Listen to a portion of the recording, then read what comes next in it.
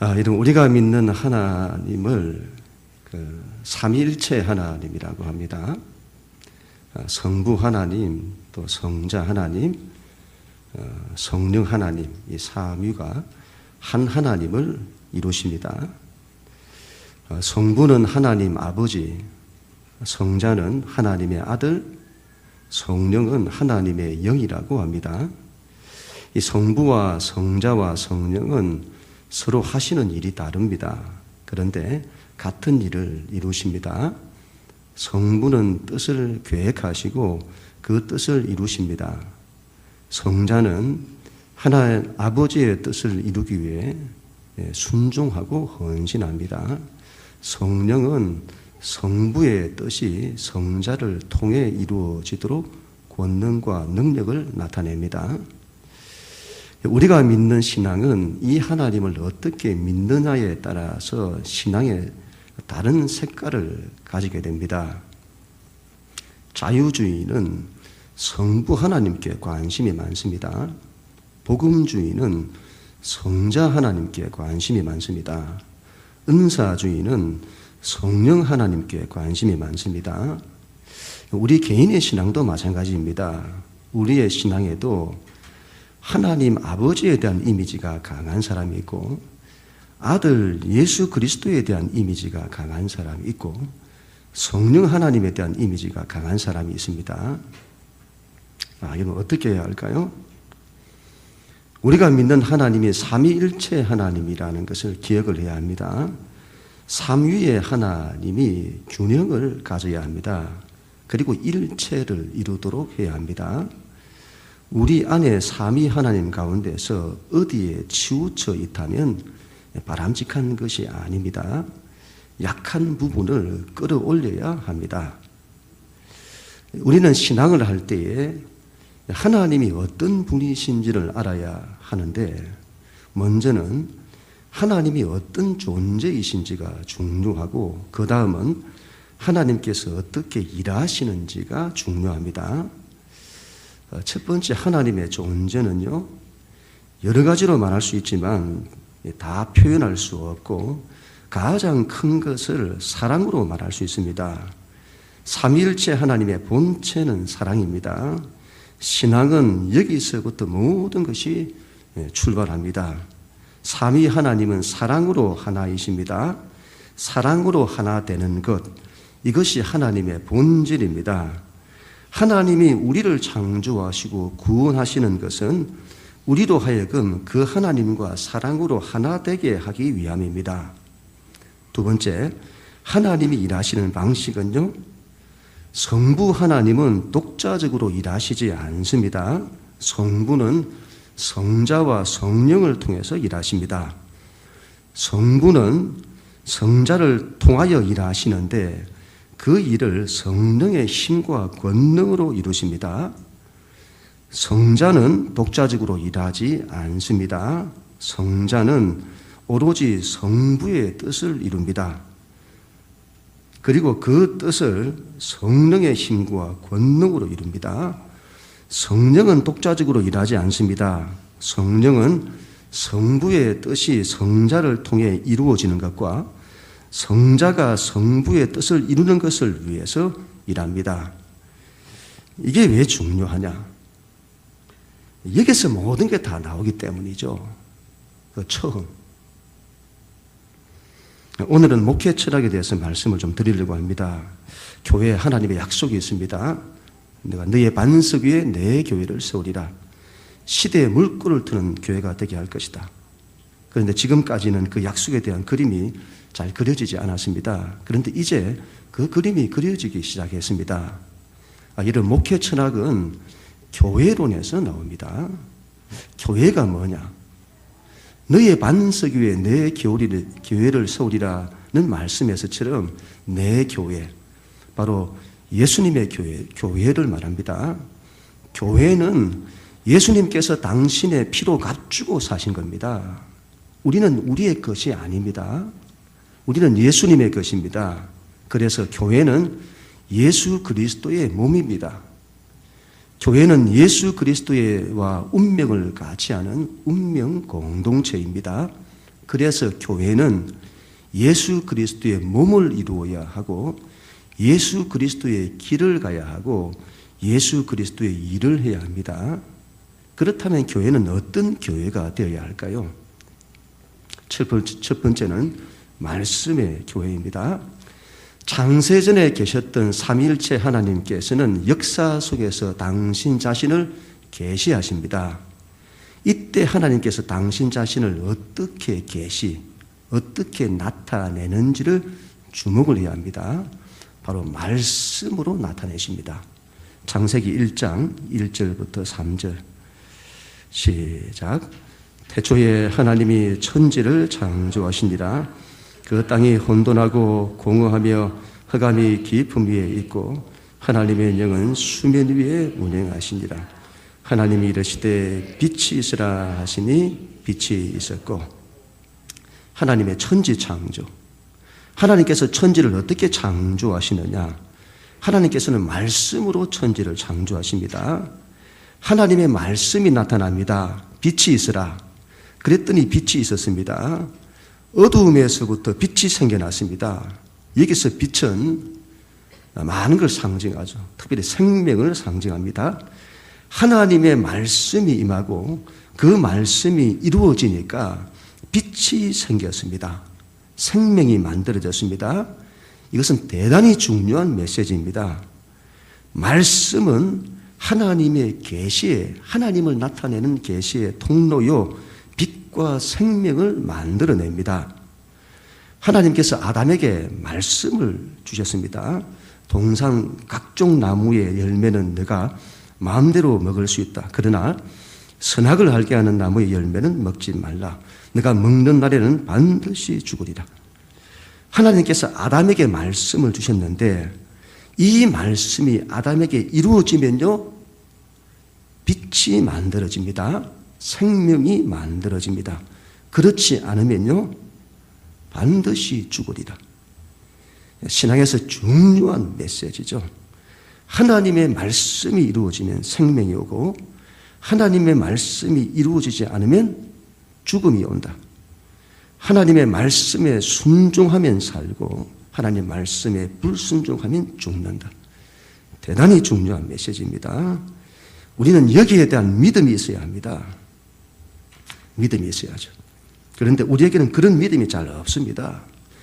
믿음이 없으니 하나님의 말씀이 흐릿해집니다. 사단이 유혹을 합니다. 사단의 유혹을 보십시오. 사단의 가장 큰 특징은 속이는 겁니다. 이 사단도 하나님 흉내를 냅니다. 그도 말을 사용합니다. 말로서 사람을 속입니다. 그의 속임수의 가장 큰 특징은 하나님의 말씀을 흐리게 만드는 겁니다. 선악을 알게 하는 나무의 열매를 먹으면 반드시 죽는다고 했는데 그 말씀을 흐리게 만들죠. 그리고 그 말씀에 대한 믿음을 갖지 못하게 합니다. 죽는다고 했는데 죽을지도 모른다고 믿게 하는 겁니다. 천국이 있다고 하셨는데 천국이 있을지도 모른다고 믿게 만드는 겁니다. 예수를 믿으면 구원을 받습니다. 그런데 예수를 믿으면 구원을 받을지도 모른다고 믿게 하는 겁니다. 안식일을 지키면 복을 받습니다. 그런데 안식일을 지키면 복을 받을지도 모른다고 믿게 만드는 겁니다. 하나님 말씀을 흐리게 하죠. 하나님의 말씀에 대한 분명한 믿음이 없으니 넘어지는 겁니다. 그러니 신앙이 복이 안 되는 겁니다. 하나님의 말씀이 흐려지는 것은 사단의 속임수입니다. 거기에 넘어지면 안 됩니다. 하나님의 말씀이 선명해야 합니다. 말씀대로 살면 살고 말씀대로 안 살면 죽는다. 하나님 말씀에 순종하면 복이 되고 하나님 말씀에 불순종하면 저주가 된다. 여러분, 우리의 믿는 신학이 말씀이 흐리면 죽습니다. 예배가 흐리면 죽습니다. 신앙이 흐리면 죽습니다. 여기에 대한 분명한 믿음이 있어야 합니다. 그래야 생명의 역사가 나타납니다. 하나님께서 아브라함에게 약속의 말씀을 주셨습니다. 너는 앞으로 복이 될 것이다. 너로 큰 민족을 이루게 할 것이다. 모든 족속이 너로 하여금 복을 받게 될 것이다. 아브라함은 그 말씀을 철석같이 믿었습니다. 그래서 복의 근원이 되는 겁니다. 아브라함이 복을 받는 것은 다른 것이 아니죠. 하나님 말씀에 대한 전적인 믿음입니다. 하나님께서 모세와 이스라엘 민족에게 율법의 말씀을 주셨습니다. 그때 모세는 이스라엘 민족들을 모아놓고는 이렇게 말을 합니다. 너희가 약속의 땅에 들어가거든 다른 건 모르겠고 너희가 하나님을 전심으로 사랑해야 한다. 그리고 하나님을 사랑한다면 하나님의 말씀을 지켜야 한다. 그 말씀을 너희 마음에 새기고 너희 자녀들에게 부지런히 가르치며 지키도록 해야 한다. 하나님 말씀을 순종하면 내가 들어와도 복을 받고 나가도 복을 받을 것이다. 반대로 하나님 말씀을 불순종하면 내가 들어와도 저주를 받고 나가도 저주를 받을 것이다. 이것이 모세의 신앙입니다. 믿음이 분명하죠. 하나님 말씀을 철석같이 믿습니다. 하나님 말씀을 순종하면 복이 되고 하나님 말씀을 불순종하면 저주가 된다. 모세가 하나님 앞에 쓰임받는 이유는 바로 이것이죠. 말씀에 대한 철저한 믿음. 그런데 이스라엘 백성이 이 하나님의 말씀에 순종하지 않습니다. 이스라엘 백성이 실패하는 것은 다른 것이 아닙니다. 바로 하나님 말씀에 대한 믿음이 없기 때문입니다. 약속의 땅에 들어가서 실패하는 이유가 다른 것이 아닙니다. 하나님 말씀에 대한 믿음이 없기 때문입니다. 그러니 자꾸 세상과 타협하죠. 가나안의 신을 섬기고 가나안의 문화에 빠져듭니다. 하나님을 안 섬기는 것이 아닙니다. 하나님도 섬기고 우상도 섬기고 하나님의 말씀이 흐릿한 겁니다. 하나님의 말씀에 대한 믿음이 없습니다. 그걸로 무너지는 겁니다. 지금 현대 기독교가 하나님도 섬기고 세상도 섬깁니다. 왜요? 왜 그렇죠? 하나님 말씀에 대한 믿음이 없기 때문입니다. 말씀에 순종하면 생명을 얻고 복이 된다는 믿음이 없습니다. 하나님 말씀이 흐릿합니다. 그걸로 기독교는 무너지는 겁니다. 왜 하나님 말씀이 중요하냐? 하나님께서는 말씀을 통하여 당신 자신을 나타내시기, 계시하시기 때문이죠. 말씀을 통하지 않고는 하나님을 알 길이 없고 말씀을 통하지 않고는 하나님께 이를 길이 없습니다. 말씀은 길이요 진리요 생명입니다. 말씀은 하나님이 일하시는 통로입니다. 그 말씀이 이루어지면 생명과 복이 임하는 겁니다. 구약의 이스라엘 신앙의 결론은 유대교죠. 바벨론 포로에서 돌아온 사람들은 이 사실을 알았습니다. 그들의 운명이 하나님 말씀에 순종하느냐 안 하느냐에 달려 있다는 것을 알았습니다. 그때부터 그들은 하나님의 말씀을 목숨처럼 지킵니다. 이건 뭐 대단한 겁니다. 유대인들이 AD 70년에 완전히 나라가 무너지고 그 이후에 2000년의 세월을 디아스포라로 흩어져 전 세계에 흩어져 살아가는데 그 2000년의 세월을 버텨낸 바로 그 힘입니다. 하나님의 말씀을 목숨처럼 지키는 거죠. 이런 모든 역사를 뚫고 생존합니다. 안 죽습니다. 2000년의 세월이면 민족이 죽어야 하는데 안 죽습니다. 그런 좋은 유대교 신앙인데 뭐가 문제일까요? 그것은 자기들 힘으로 그걸 지킬 수 있다고 생각한 겁니다. 구약신앙의 결론이죠. 하나님 말씀을 지키는 것이 생명인데 그 말씀을 지켜낼 힘이 우리에게는 없습니다. 이걸 인정을 해야 합니다. 그 이유는 다른 것이 아니죠. 바로 죄 때문입니다. 우리 안에 죄가 있기 때문입니다. 말씀에 대한 믿음으로 살려고 하는데 죄가 우리를 방해합니다.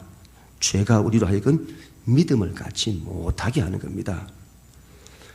우리가 하나님 말씀에 대한 믿음으로 살기 위해서는 반드시 죄의 문제를 해결해야 합니다. 어떻게 해결해야 할까요? 그건 하나님의 아들 그리스도가 이 땅에 와야 합니다.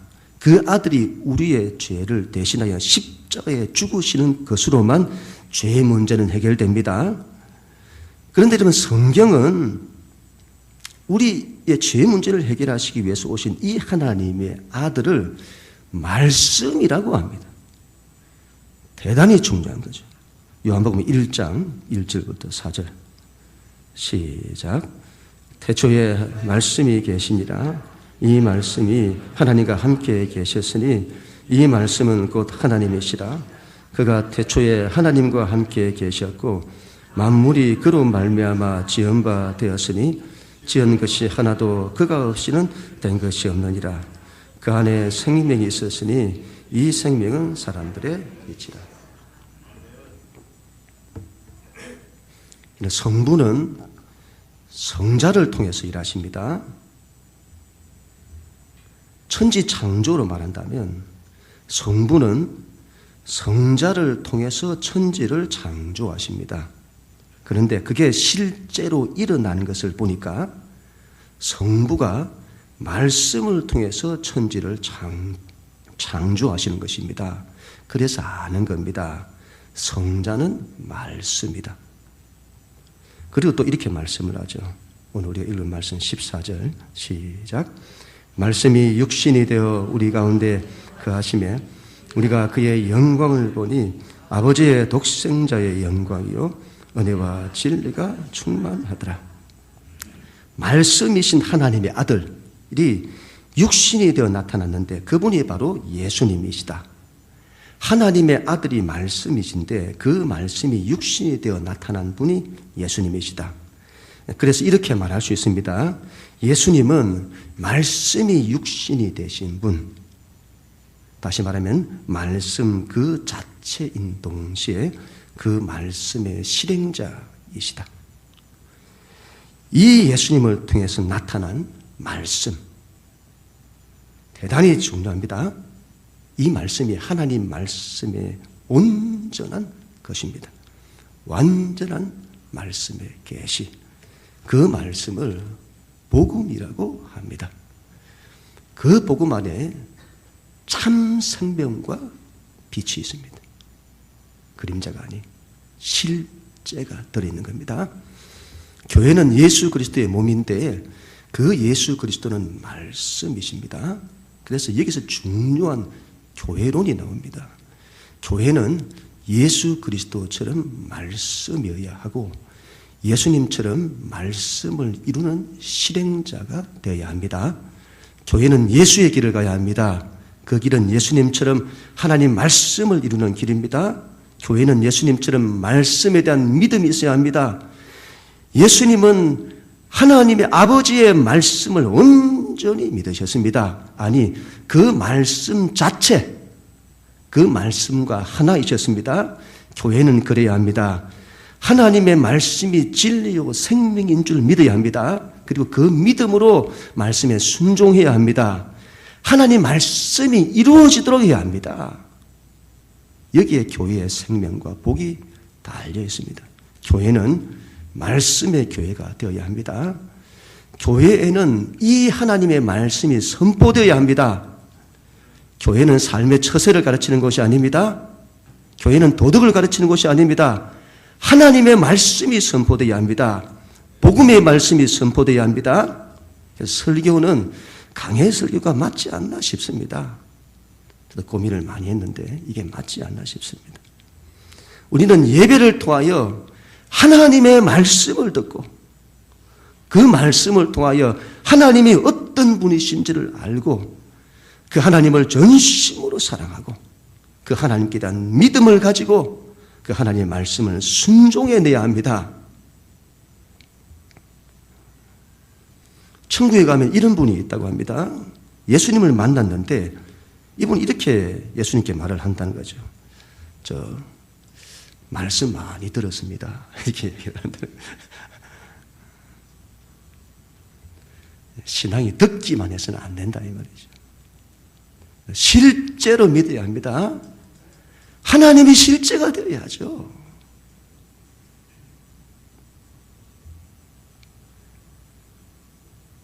그리고 교회는 하나님의 말씀을 부지런히 가르쳐야 합니다. 모든 세대에게, 어린아이로부터 어른에 이르기까지 하나님의 말씀을 부지런히 그들 가운데 가르쳐야 합니다. 그리고 그들이 그 말씀을 지키도록 해야 합니다. 가르치는 것이 끝나는 것이 아니고 지키도록 해야죠. 여기에 생명과 복이 달려 있습니다. 우리 개인은요, 하나님 말씀인 성경을 읽어야 합니다. 그리고 큐티와 같은 것을 통해 하나님 말씀을 묵상을 해야 합니다. 그 말씀대로 살고자 해야 합니다. 거기에 개인의 생명과 복이 달려 있습니다. 두 번째는 성령의 교회여야 합니다.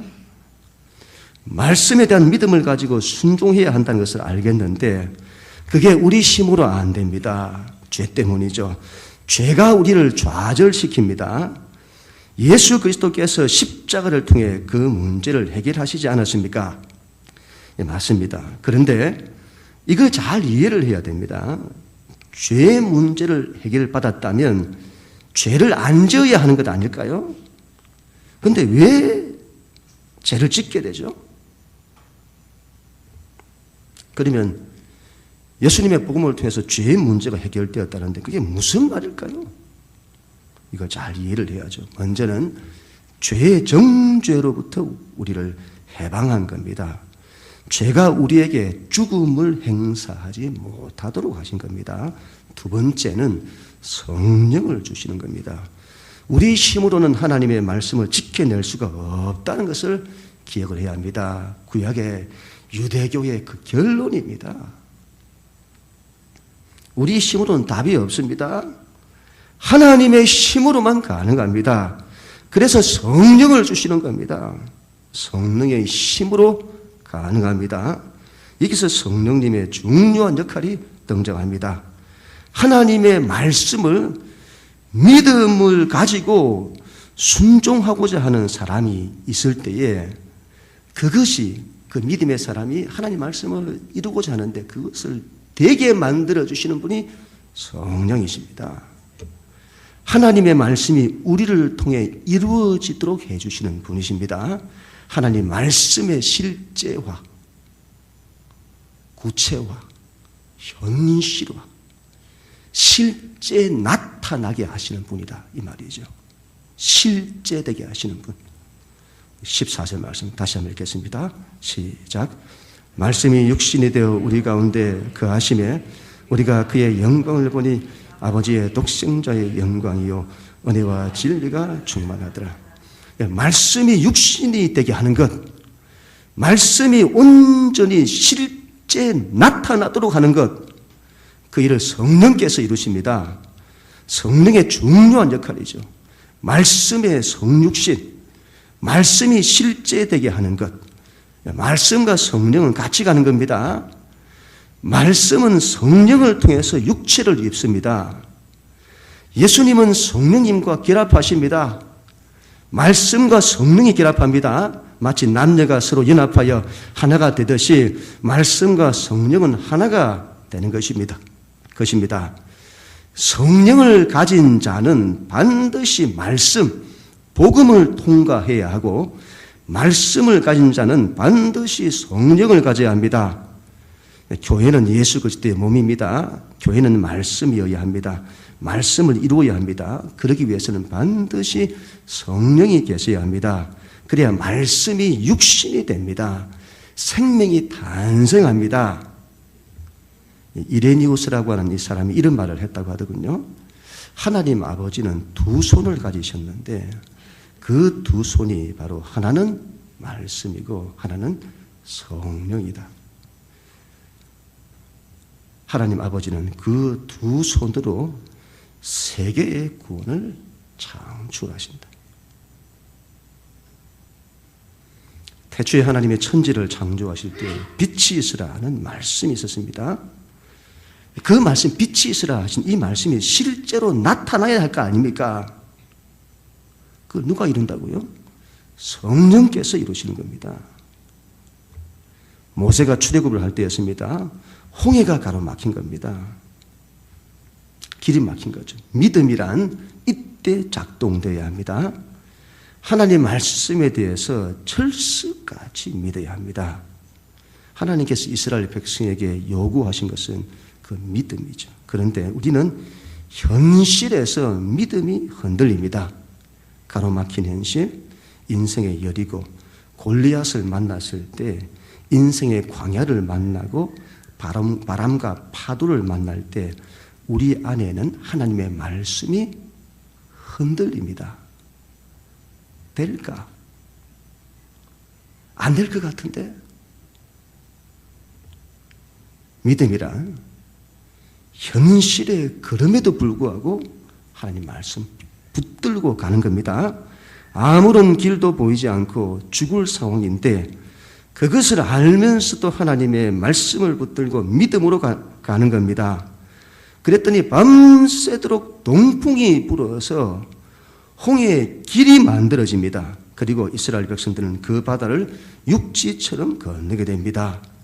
그 일을 누가 이루시죠? 그 생명을 만들어내는 것. 하나님의 말씀의 구원이 실제되게 하는 것. 밤새도록 일어나는 동풍. 바로 성령의 바람이 이루는 겁니다. 성령께서 그 일을 이루십니다. 하나님의 말씀이 생명인데 그 말씀을 믿음을 가지고 순종하며 나갈 때에 성령께서 말씀이 실제되도록 생명을 나타내시는 겁니다. 말씀의 성육신. 말씀에 대한 믿음이 있어야 합니다.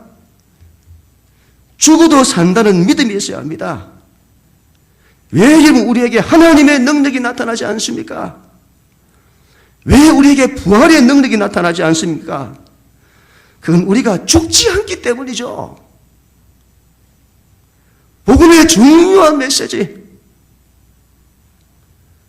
복음의 이 메시지가 우리 가운데 이루어지도록 해야 합니다. 십자가, 우리에게 부활의 능력이 없는 것은 십자가가 없기 때문이죠. 죽을 용기가 없기 때문이죠. 예수를 믿어 희생도 하고 낮아지기도 하고 자기를 버리기도 하고 남을 위해 살기도 하고 그래야 합니다. 그런데 자기가 죽을 용기가 없습니다. 신앙생활을 하는데 자기는 절대 죽으려고 하지 않습니다. 그러니 하나님의 능력이 나타나지 않는 겁니다. 하나님의 뜻이 있고 하나님의 말씀이 있을 때는 가로막힌 현실, 어려운 현실, 안 되는 현실일지라도 가는 겁니다. 예루살렘에 가면 환난과 결박이 기다리고 있음을 알면서도 바울은 가죠. 예루살렘으로 가면 죽음이 기다리고 있음을 아시면서도 예수님은 가시죠. 십자가, 그걸 믿음이라고 하는 겁니다. 그때 부활의 능력이 나타난 겁니다. 십자가에서 부활의 능력이 나타납니다. 그 일을 성령께서 살리십니다. 안 죽습니다. 죽어도 산다. 그걸 믿음이라고 하는 거죠. 아브라함이 이 믿음을 가졌습니다. 아들 이삭을 모리아산에 바칠 때에 아브라함을 믿었습니다. 죽어도 살 것이다. 하나님의 약속에 대한, 말씀에 대한 이 믿음. 아브라함은 이걸로 복을 받습니다. 왜 하나님의 역사가 일어나지 않을까요? 가나안 땅을 정탐했던 12명의 사람들 중에 10명이 안 된다고 했습니다. 그들의 보고는 터무니없는 말이 아니었습니다. 그것은 객관적인 사실입니다. 그들은 그걸로 판단을 했죠. 하나님은 그런 사람을 안 쓰십니다. 여호수아와 갈렙이 믿음으로 반응을 했습니다. 약속의 땅은 하나님의 뜻이다. 믿음으로 가자. 세상이 아무리 커도 하나님보다 크지 않다. 하나님이 하시면 된다. 말씀에 대한 믿음. 그 믿음이 있을 때에 성령께서 역사하시는 겁니다. 부활의 능력을 나타내신 내시는 겁니다. 길을 만드시고 생명을 만들어내십니다. 다윗이 골리앗과 싸우죠. 그때 이스라엘에 누구도 나서지 않았습니다. 다 하나님을 믿는 사람들이었습니다. 나서지 않은 이유는 죽을 게 뻔했기 때문이죠. 안 된다는 게 뻔한 겁니다. 그때 나서는 사람을 무모하다고 했을 겁니다. 신앙생활을 그렇게 하면 안 된다고 할 겁니다. 그런데 다윗은 나서죠. 죽을 상황인 줄 알면서도 나섭니다. 십자가. 죽을 걸 알면서도 나갑니다. 이게 믿음이죠. 그때 성령께서 그를 살리십니다. 부활의 능력을 나타내십니다. 하늘의 밀이 땅에 떨어져 죽지 않으면 하늘 그대로 있고 죽으면 많은 열매를 맺느니라. 말씀의 사람이 되고 성령의 사람이 되어야 합니다. 말씀과 성령이 우리 안에서 결합되어야 합니다. 5월에 성령 대만 기도회와 성령 강림주일에 집회가 있습니다. 이러면 성령 세례를 받아야 합니다. 다시 태어나야 합니다. 다시 태어났어요. 새로운 사람으로. 하나님의 말씀에 대한 진짜 믿음을 가져야 합니다. 흐릿하지 마시고 분명하세요. 개그 콘서트를 보니까 이런 코너가 있더군요. 도찐, 개찐. 50보, 100보. 거기 있어요, 거기. 그 신앙이 이러면 그런 신앙이 되어서는 안 됩니다. 믿는다는데 믿는 것이 아닙니다. 믿음으로 일어서야 합니다. 하나님을 실제로 믿어야죠. 하나님을 실제로 사랑하고 하나님 말씀을 실제로 믿어야 합니다. 성령의 능력을 구해야 합니다. 믿음을 가지고 성령을 구하세요. 성령께서 우리를 다시 태어나도록 하실 것입니다. 생명의 역사를 나타내실 것입니다. 저도 더 큰 것을 구할 생각입니다. 하나님이 더 큰 것을 부어주실 듯합니다. 그게 끝이 아니고 제가 작정한 하나님으로부터 받고 싶은 뭔가가 있습니다. 제가 그 은사를 구할 생각입니다. 제가 간절히 기도할 것입니다. 여러분 기도하는데 충분히 기도하세요. 조금 하다가 낙심하지 말고 끝내지 말고 충분히 기도하세요. 믿음을 가지고 기도하세요. 하나님의 음성과 약속을 구하는 자들은 그렇게 간절히 구하세요. 하나님으로부터 회복과 치유를 원하시는 사람들은 그렇게 간절히 구하세요. 은사를 구하는 자들은 은사를 구하시고 예수님처럼 공생에 하나님 나라 일을 감당하고자 하는 사람은 성령의 기름 부으심을 구하세요. 성령의 권능이 나타날 것입니다. 나는 성령을 받았는데요. 성령께서 우리를 다시 태어나게 하는 것. 그걸 성령 세례라고 할 때 그 성령 세례는 한 번에 끝나는 것이 아닙니다. 성령께서 나를 또 다른 세계로 또 다른 사람으로 다시 태어나게 하실 것입니다. 말씀과 성령. 교회가 이 두 가지로 세워질 때 하나님께서 여러분을 다 살리실 것입니다. 생명과 복이 임하게 될 것입니다. 성경의 말씀이죠. 틀림이 없습니다.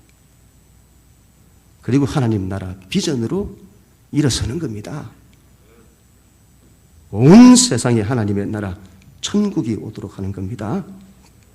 전도와 선교의 비전, 말씀이신 우리 예수님의 간절한 소원이요 꿈이시죠. 마태복음 28장 19절 20절 시작. 그러므로 너희는 가서 모든 민족을 제자로 삼아 아버지와 아들과 성령의 이름으로 세례를 베풀고 내가 너희에게 분부한 모든 것을 가르쳐 지키게 하라. 볼지어다 내가 세상 끝날까지 너희와 항상 함께 있으리라 하시니라. 사도행전 1장 3절 시작.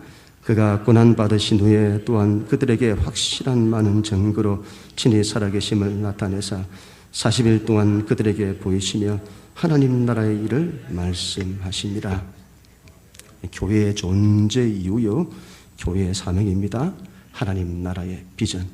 이것이 없으면 교회는 존재 이유가 없습니다.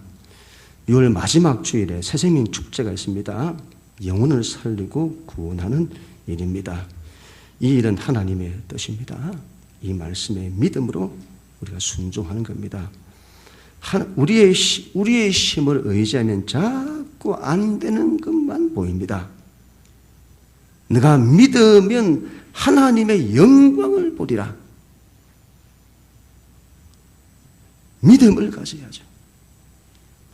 거기에 성령께서 역사하실 것입니다. 어떤 집사님은 10명을 작정을 하셨더군요. 어떤 학생은 3명을 작정을 했더군요. 저는 없는데요. 그렇지 않습니다. 찾아보면 찾으면 생깁니다. 헌신을 해야 합니다. 어떤 목사님이 이런 얘기를 했다고 하더군요. 제가 여러 번 써먹어가지고 다시 써먹기 그렇습니다만, 제가 이 말씀을 듣고 제가 무릎을 쳤습니다. 헌신을 말할 때에 왜 마음을 드린다고 하는 헌신이란 이 말을 안 쓰고 마음심자를 쓰지 않고 헌신, 왜 몸신자를 쓰느냐는 겁니다. 왜 그렇게 하죠? 왜 몸신자를 쓰죠? 헌신은 몸으로 하는 것입니다. 몸이 가야죠, 몸이. 물질이 가고 시간이 가고 몸이 가야죠. 전도는 전도 대상자를 작정하는 데서부터 시작됩니다. 몸이 안 가는데 어떻게 시작이 됩니까? 너는 가만히 있지 말고 믿음으로 홍해에 들어가라. 몸이 들어가야죠. 그래 하나님의 역사가 나타나죠. 하나님께서 교회를 통해 새로운 일, 새로운 역사를 나타내실 것입니다. 아니 이미 나타내시고 있고 앞으로 더 크게 나타내실 것입니다. 하나님의 역사가 일어날 때에 그 은혜를 붙잡아야 합니다. 하나님의 역사가 나타나는 곳에 늘 예배가 되고 빠지는 사람이 있습니다. 이상하게 빠집니다. 이상하게 그곳에 없습니다. 그걸 붙들 때 하나님의 새로운 역사가 펼쳐질 것인데 그걸 안 붙잡습니다. 여러분의 자유죠. 예수님의 옷장을 붙잡으세요. 하나님의 능력이 흘러갈 것입니다. 오늘은 어버이 주일입니다. 부모가 베푼 사랑을 자식이 다 헤아릴 수 없고 다 갚을 수 없습니다. 그 사랑을 입은 자식된 돌리는 그 부모를 기쁘시게 하는 것이죠. 하나님도 마찬가지입니다. 우리는 하나님을 기쁘시게 하는 자들이 되어야 합니다. 앞으로 교회는 말씀의 교회, 성령의 교회가 될 것입니다. 그리고 하나님 나라 전도와 선교의 비전으로 일어설 것입니다. 그런 교회와 우리 모두가 다 되어지기를 주님의 이름으로 간절히 축원합니다.